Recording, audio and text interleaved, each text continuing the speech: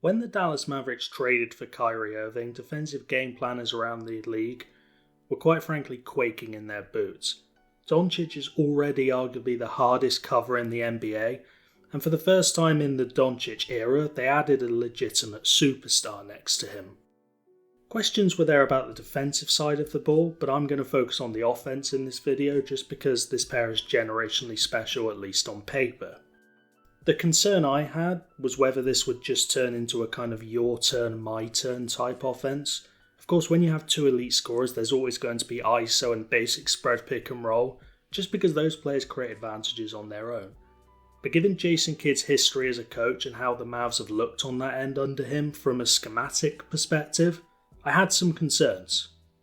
Up until the final 15 minutes in that loss to the Lakers, those concerns hadn't come to light, but I kind of take a silver lining and sort of half glass full sort of approach from that loss, because the reason they lost the game is because they went away from the more creative stuff they've been running, and they did this as a little panic response to a Lakers run. So the evidence really is there for Jason Kidd to stick to a lot of the concepts that I'm going to outline in this video. The Mavs offense has been lights out since the trade. They have an offensive rating of 120, and something that I like is that the pace has increased. They look to really have finally found their second star next to Luka, assuming he stays beyond next year. And I think the main thing is that he is a substantial off-ball and playmaking upgrade on Spencer Dinwiddie. Earlier in the year, honestly, they just weren't really running many plays. They had a couple that they went to at the start of quarters or the end of game, but it was very basic stuff.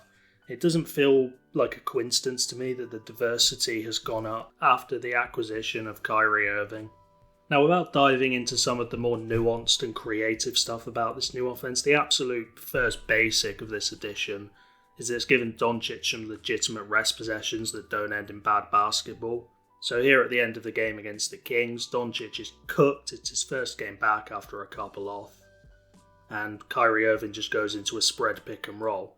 And this fixes some fourth quarter issues that Dallas have had. They dropped to 15th in offensive efficiency and the pace goes down. Now I know they're a slow team, but it's often felt quite laboured at the end of games, and that really isn't the case at the moment.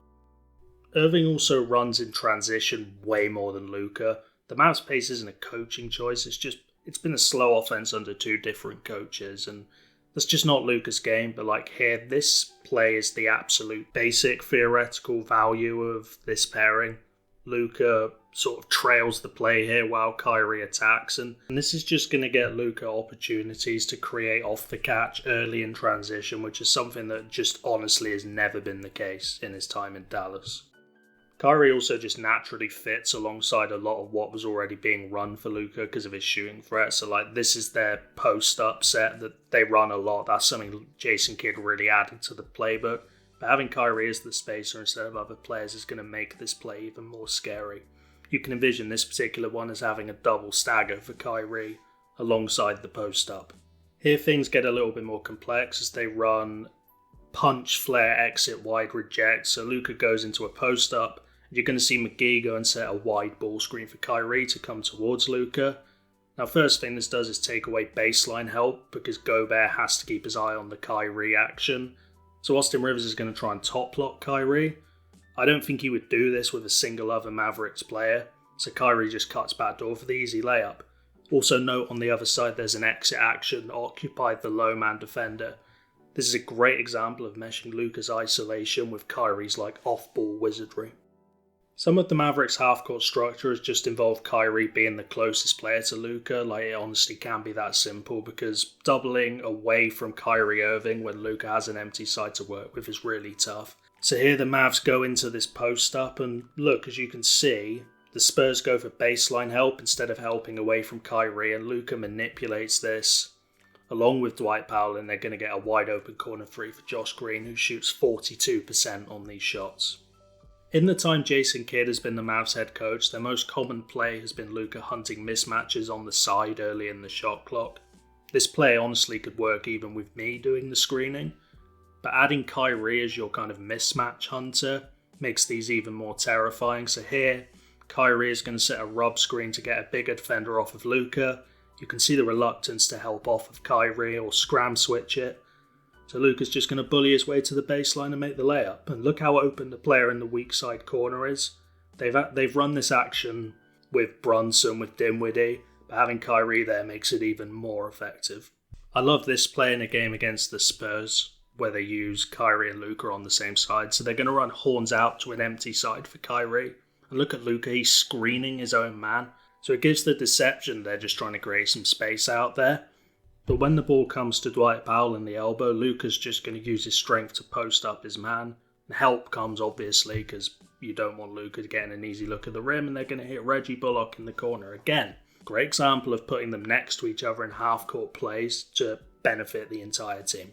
Dallas also looks to be including a little bit more off-ball diversity in their offense. This makes sense given Irving is a drastic upgrade on both Dinwiddie and Finney-Smith in that regard. So here they're going to run twirl action. Again, never panic about naming on this channel, I always say that.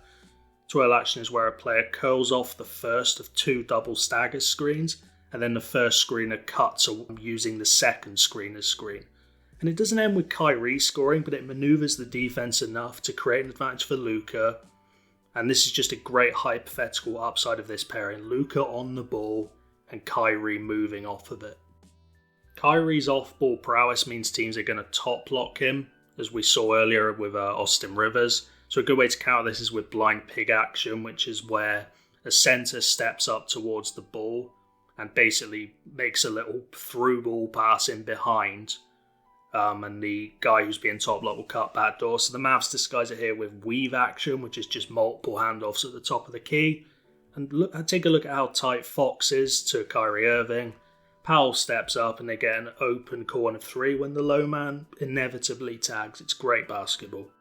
I liked this play as well. It kind of came in sort of freelance transition. I don't really think this was a set play, and this is a good sign if Kyrie's just doing stuff like this. So Josh Green gets the ball. It looks like him and Kyrie are going to be on the same side. Kyrie's going to cut away, and they're going to run motion strong twirl. So Kyrie looks like he's going to come off the double stagger, but he cuts after the first screen, and they're going to flow into this middle pick and roll. But notice how Kyrie also comes off an exit screen.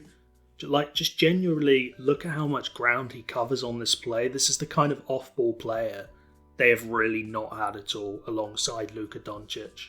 Having Kyrie as the next pass away from a Doncic-Powell pick and roll is honestly just unfair. Doncic draws traps and Powell just doesn't really make many wrong plays as the roll man. That's why all the coaches keep playing him. So here the Mavs use the desperation of the Spurs to create an open three because they blitz Doncic, then they rotate to Irving. Blitzing Luka when Kyrie's the next man away, it's really tough, especially if Green and Bullock are spaced in the corners because they both shoot over 40% on these shots. And my prediction is that the Mavs are going to create more corner threes than any other team going the rest of the way. The Mavs have also really liked using delay and sort of zoom actions. I liked this one. They're going to run delay with Kyrie and Luka in the corners. It's not something I'm going to expect them to do a ton, but it will confuse teams because teams like to switch Chicago action. So you could basically get a beneficial switch on either side of Dwight Powell.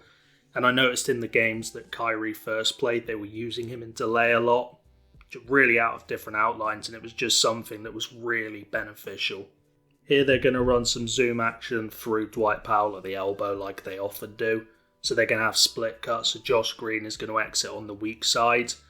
And Tim Hardaway is going to screen for Kyrie Irving, and they're just going to get a nice easy look for Powell off the pick and roll. It's kind of similar to pre-snap motion in football. It just gets a little bit of movement rather than just going into a very basic outline pick and roll.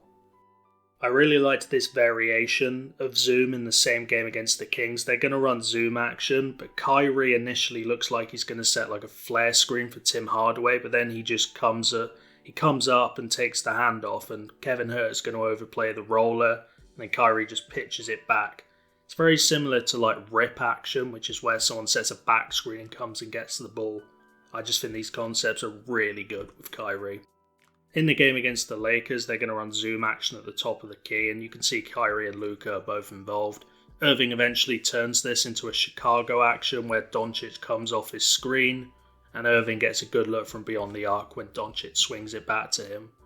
These two scare teams regardless of how you line them up, but having them in the same vicinity and the same actions, it really does scare teams. They're going to run a similar action here involving Christian Wood. And by the way, the Christian Wood-Luka Doncic pick and roll per second spectrum is actually the most efficient pick and roll duo in the league. So the Lakers are going to try and blitz Doncic out of the Chicago action. So he's going to hit Christian Wood in the pocket for an easy bucket. It really does not get any easier than that.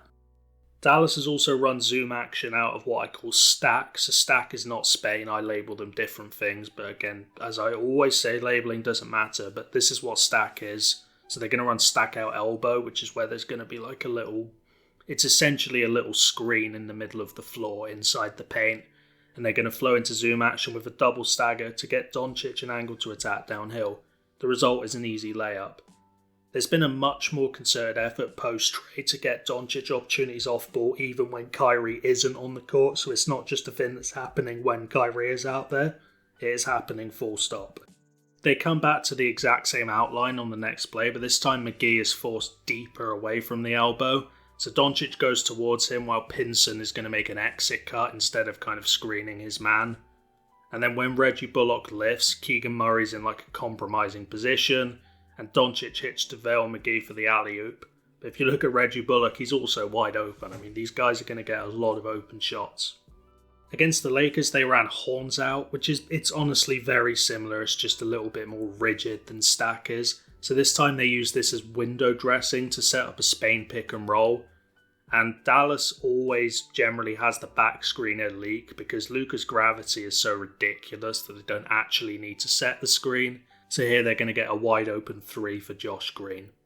When Rick Carlisle was the head coach of this team, they ran Spain pick and rolls more than any other team, and it's really good to see them returning as a much more prominent part of the playbook.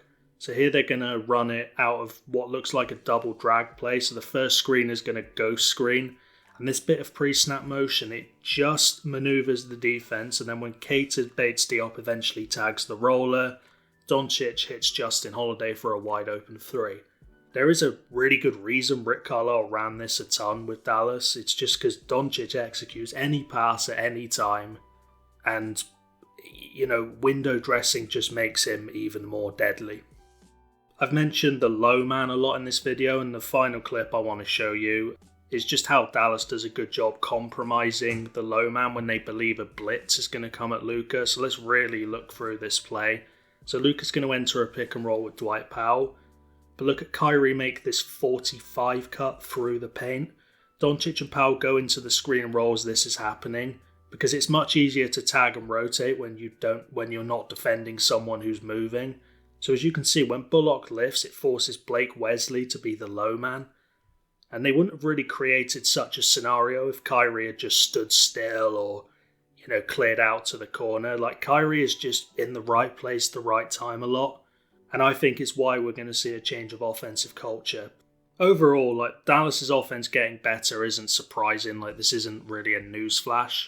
But the way it's gotten better is why I'm excited and why I've made this video. The playbook is starting to open up. Not that it was difficult. It was a very small playbook.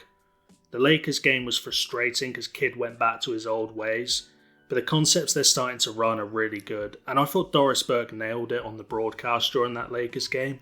She said that the Mavs just haven't had the infrastructure in place to give Luka opportunities off the catch. This isn't someone who can only play with the ball. He is a very good spot-up shooter. Now they've got Kyrie, they need to just keep making the playbook deeper and more fruitful, and they're going to get to where they want to be. Thank you guys again for watching. I will have a second video on the Mavs out soon on Josh Green and how valuable he is and why I think he could be the third star for this team. I hope you enjoyed, and please like and subscribe if you can, and once again, thank you for your time.